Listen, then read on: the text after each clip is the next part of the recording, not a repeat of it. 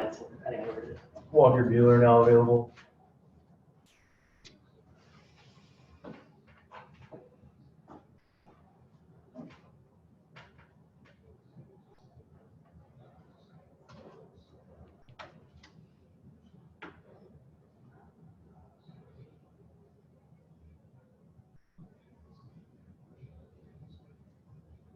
First questions from Alanna. Go ahead.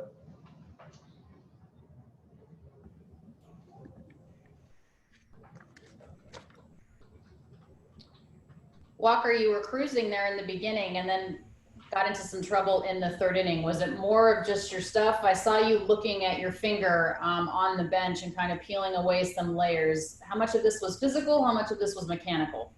You know, we made the decision for me to go out there and pitch and just didn't go our way in the third. You know, obviously the couple home runs, but other than those two swings, I think made some decent pitches and just didn't get out of it, and that's on me. So, you know, luckily we have a bullpen to kind of float us until late there and score some runs and get us back in it and pull off a win. Do you think if you weren't suffering from the blister situation a couple of weeks ago that there wouldn't have even been an issue with the trainer coming out just to see what was going on? More of an opportunity to kind of work your way through it? Yeah, I mean, I don't think the trainer would have come out without it, but it is what it is. You know what I mean? I feel good physically. I just didn't make pitches, and that's kind of it. Does it affect you on a certain pitch more than others? Not necessarily. Just trying to really establish the fastball. I had a pretty good fastball going the first two innings, so you know, it's not necessarily one pitch. It's just kind of is what it is at this point, and trying to learn how to deal with it and execute. And you know, I assume that, you know, my goal is to be better next time. But you know, at the end of the day, I've said it a million times. I've had a few tough ones this year, and I haven't sunk the ship. You know, we're still a really good team, and you know, happy to get out of here with a win. Thank you. Next question's from Jack Harris. Go ahead, Jack. So, Walker's, do you have any concerns about, you know, any long-term things with the blister popping back up?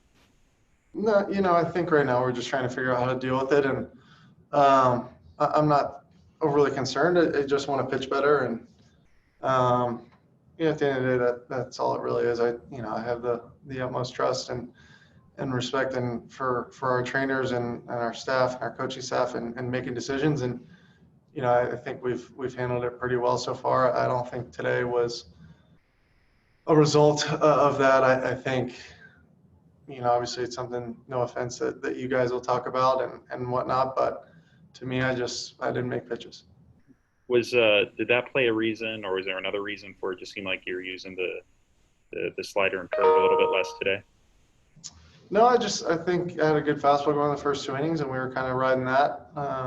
You know, I think that's probably the hardest I've thrown in a long time, and felt really good about where it was the first two innings, and then just kind of, I don't want to say I lost command of it because I was throwing strikes, and just wasn't making the pitch that I needed to make at the right times.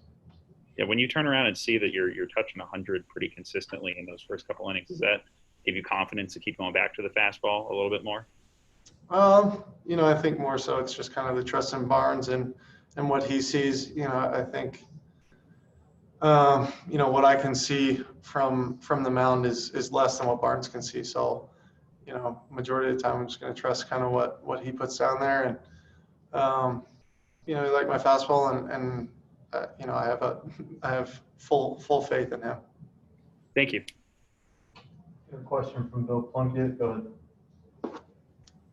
Walker, I'm a little unclear. You say that you're just going to have to figure out a way to deal with it. What does that mean? What do you have to do? You know, just find a way to make sure that it doesn't get any worse, and I think we're doing, you know, a good job of doing that. Not affecting your grip or anything like that?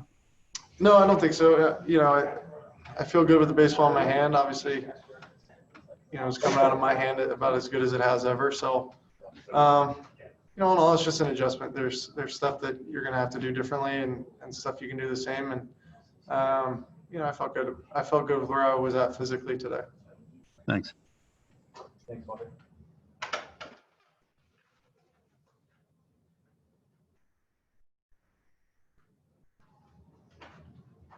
Ready for it.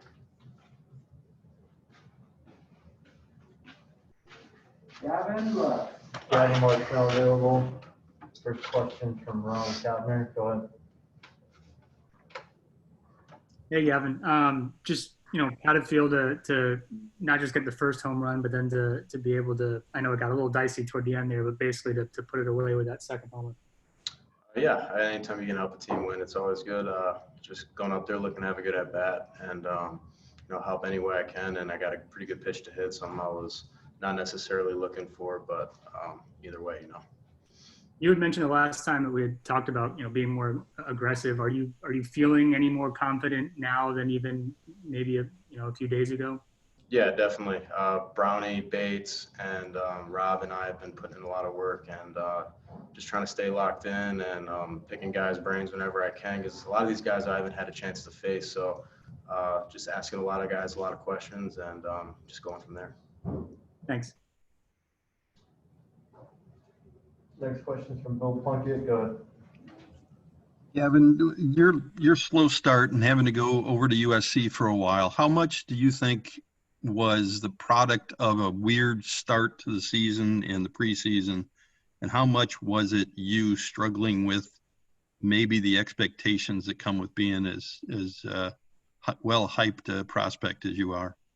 Yeah, I don't really look at it as like a problem to have that pressure. Pressure is kind of like a privilege. But yeah, I think I just didn't have the at bats that I wanted to, and I just didn't feel comfortable in the box at that time. And so just going to USC, getting at bats on a daily basis, kind of helped me feel what I needed to and iron some things out. But just take it for what it is, and that's what I needed, and I got a lot of at bats, which was good. You don't think that you were maybe trying a little too hard to live up to the expectations? No, not necessarily. Thanks. Next question from Pedro Moura. Go ahead. Gavin, was there an at bat where you felt like it turned for you this season? I mean, like as soon as Sunday or something like that. Is there a specific at bat or plate appearance that you can point to that you felt like you were right again?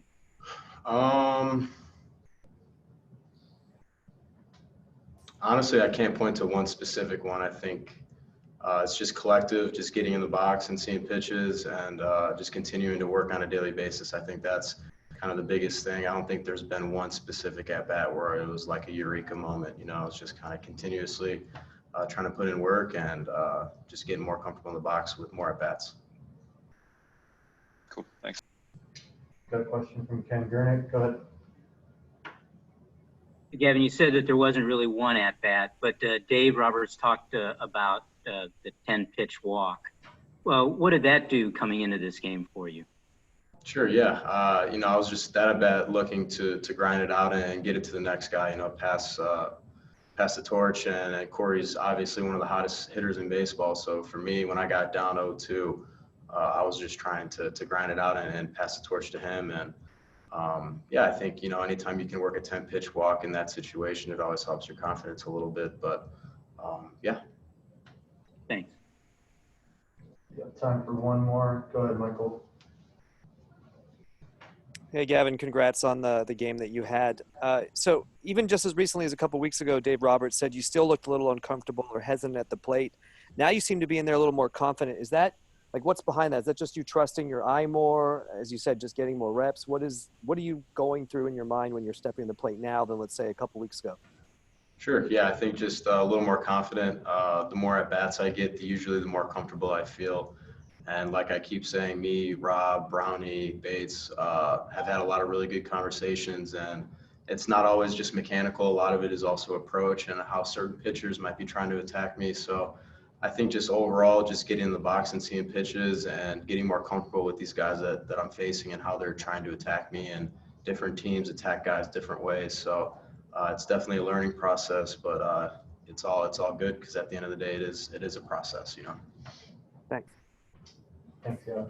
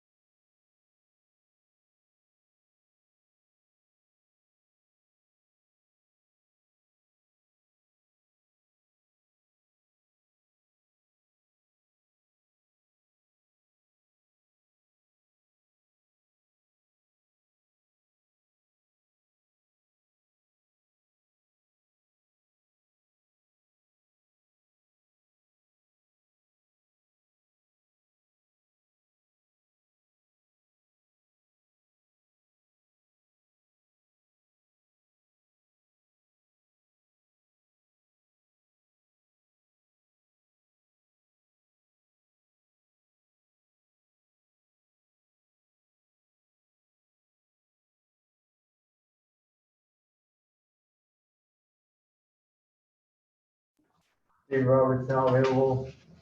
First question from Alanna Rizzo. Go ahead. Dave, knowing the outside pressure that's been on Gavin Lux and perhaps some pressure of his own on himself, how good is it to see him be able to work counts and capitalize in situations, even when he's not necessarily expecting something soft in that at bat, and give the team the lead and ultimately the win? It's good. It's good to see. I think that he's playing much more like himself, more free and easy. And yeah, had a ball the other way for a homer, and then that ball down below stayed through it, with obviously a big hit the difference in the game. But just taking good quality at bats, and it's fun to watch. And everyone knew was in there. Sometimes it just takes a little time to kind of get your feet under you. You guys come from behind several times tonight, but also leave a village on base with 15 guys left on base. Are you thinking in the dugout that you're shooting yourselves in the foot and really thankfully come away with a win? Yeah, I think a little bit of that. I thought, still, I thought offensively, to get guys on base, you still have to have good at bats to leave them on. Yeah, pushing them across certainly is something. But I thought offensively, we did a nice job. Walker, I thought the stuff was good early. Just made a couple bad pitches. And I thought the bullpen overall, did a nice job. And you guys did a really good job getting walks tonight. I mean, what the amount of walks that you earned, speaks a lot to what you guys are doing offensively. I mean, how big is that in terms of being a part of your game?